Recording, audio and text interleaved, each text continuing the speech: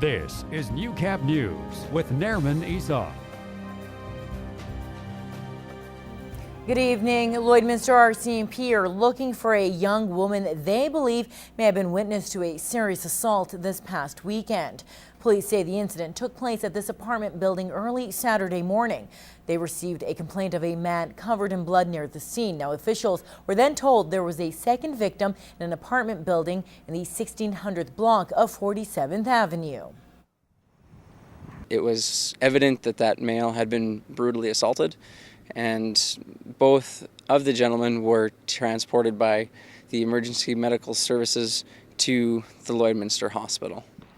A 27-year-old Saskatoon man was released from hospital a short time later, while a 42-year-old Winnipeg man was airlifted to hospital with serious injuries. The suspect is in custody. The Lloydminster RCMP is looking to talk to an 18-year-old First Nations female that goes by the name of Chelsea. We would like to speak to her in relation to what had happened here that day. And anyone with information is asked to call RCMP. Meanwhile, David Sylvester from Saskatoon was arrested without incident that afternoon.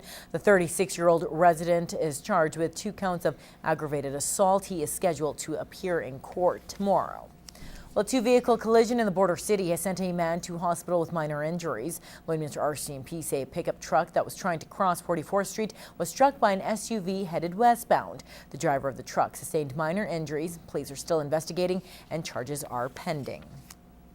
While students are being welcomed back into the classroom, school buses will be making a return to the streets. Now, in this week's Beyond the Classroom, we speak with a driver to get the do's and don'ts of maneuvering around buses. Lisa Kriska is gearing up for a busy next 9 months. School is back in session and she's back on the job. This is Kriska's 10th year driving a bus. The kids, they make you smile. So in the spring they come bring you dandelions. They've been picking off the boulevard and whatnot, and they just come up with the darndest things. So they make you smile on a daily basis. While Kriska's job has its perks, it's also exhausting having to keep her eyes on the kids and on the road. I've had a driver pass me from behind when I had a kindergarten and a grade 1 student had to cross the street. So that would be my scariest moment. The start of the school year means drivers will have to share the road with buses.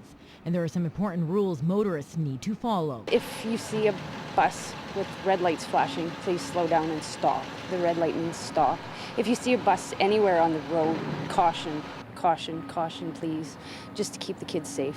Drivers who fail to yield to buses when lights are flashing can be fined hundreds of dollars and lose 6 demerits.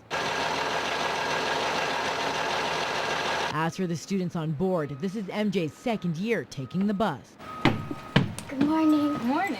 A grade 4 student knows it's not only drivers who have to follow the rules, but kids too. Stay in the seat and have your back against the seat. And why do you think that's so important? So then you don't fall and hurt yourself. And that is why there are so many rules of the road when it comes to buses. They carry the most precious of cargo. That's our main concern, is getting the kids to and from school safely.